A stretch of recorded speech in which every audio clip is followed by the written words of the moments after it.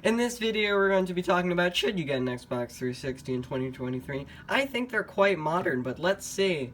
Oh no, never mind. Bing's on here. Ugh. One of the biggest cons of the Xbox 360 today is that all games are locked at 30 FPS and dip below that. So if you're used to your 240 hertz crazy gaming monitor, it will take a while to get used to. Skyrim dips below 30 FPS, but it's still great.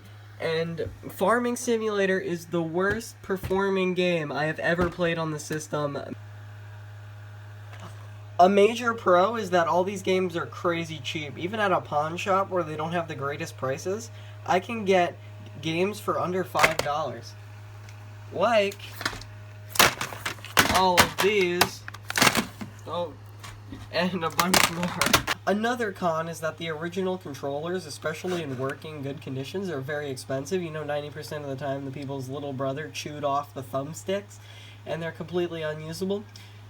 But third-party controllers are actually getting pretty good. So I use this Voy controller. Not sponsored, I just quite really like them. This brings me to this. Why is there clay on my Xbox? It's because it's dang loud. Be quiet, please. I'm trying to record a video here, Xbox. Like, seriously, this disk drive is crazy loud. It makes the entire console and the table vibrate. But just crank up the volume, you can't hear a thing. Another pro, which you can't take for granted anymore, is games load instantly. Never played this game before. 4 megabytes to save game, that's it, all it requires. And then I can just take it out. It's really stuck in there. Throw it in.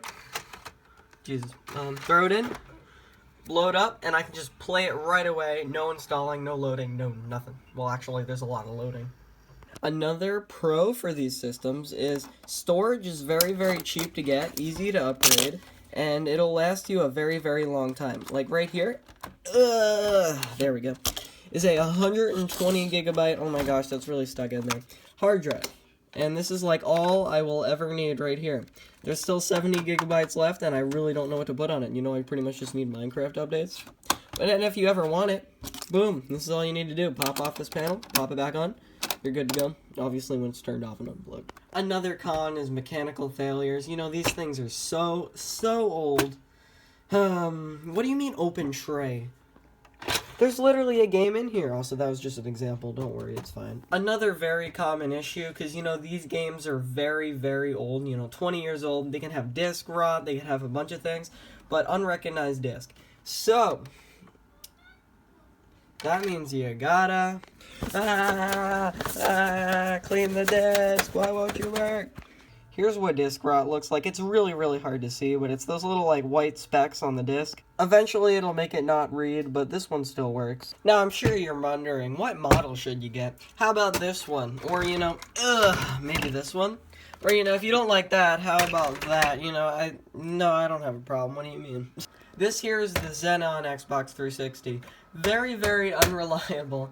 I'm surprised this one even still works. Do not worry, that's not the red ring of death. It's just because I don't have the AV cable plugged in.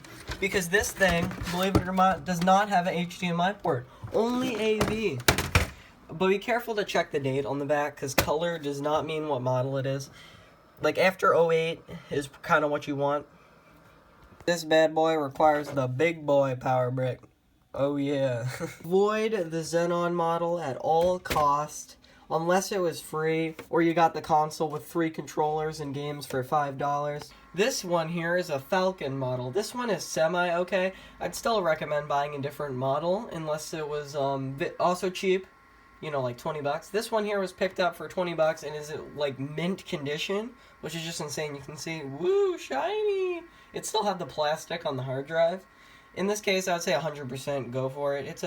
It'll last you way longer than original Xenon will. And it has HDMI. It also requires the big boy power brick. This one here is my Corona Slim, and the Xbox 360e models use this. This is my main console right here. This is the one I actually use. These are just kind of collectibles. This is by far the most reliable Xbox 360. It has the reliability of a Jasper model. I don't have one to show you, but they're also very nice, and they'll work great for you. Except these don't have as bad capacitor failures because they're a lot newer. So now it's time for the conclusion. So should you get one? For me, that's a yes, because, you know, I'm okay with the 30 FPS. I'm okay with everything. And I really do quite like the design. They're a lot nicer than new consoles. I really like the cheap games. I think the original Forzas are better. So, I mean, for me, yes. But if you hate, like, no, I cannot do 30 FPS, you know, you probably would get used to it. But, you know, maybe stick to your Xbox One or your Series X or whatever the heck you got.